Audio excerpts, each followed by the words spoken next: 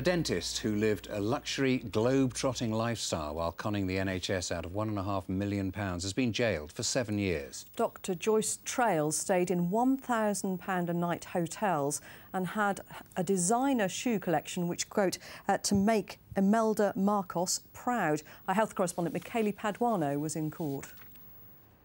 Joyce Trail at an earlier hearing. A dyslexic who became pregnant at 16. Against the odds, she built a career as a dentist, but was undone by pure greed. It's a very large calculated fraud, and I think NHS Protect will be satisfied with the result. Hopefully it will deter others from conducting fraud in the future. She lived a lavish lifestyle here on Millionaires Row. These photos show her swish home and beloved shoe collection. Her daughter, Nairi Sterling, was also jailed today for 2 years for assisting with the fraud. It emerged during the trial today that Nairi Sterling would have been set free if her mother had pleaded guilty earlier. The judge, Peter Carr, said technically there may only be one loser at the NHS, but that loser is all of us taxpayers. The pair were claiming for new dentures for elderly patients who were often already dead. So why did it go unnoticed?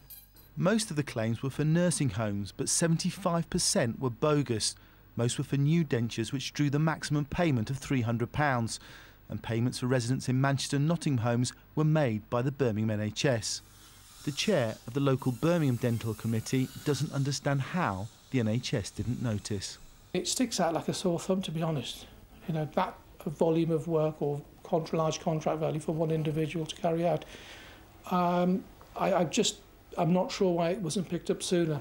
The NHS says in 2006 the system was reorganised. We have strengthened our contracting and commissioning service to make sure this does not happen again. We routinely identify and challenge dental practices over unusual or unexpected patterns of treatment. But as Joyce Trail begins her prison sentence, the specialist unit that investigated her has been disbanded and the primary care trust that managed her abolished. Michele Paduano, BBC Midlands Today. The Prime Minister has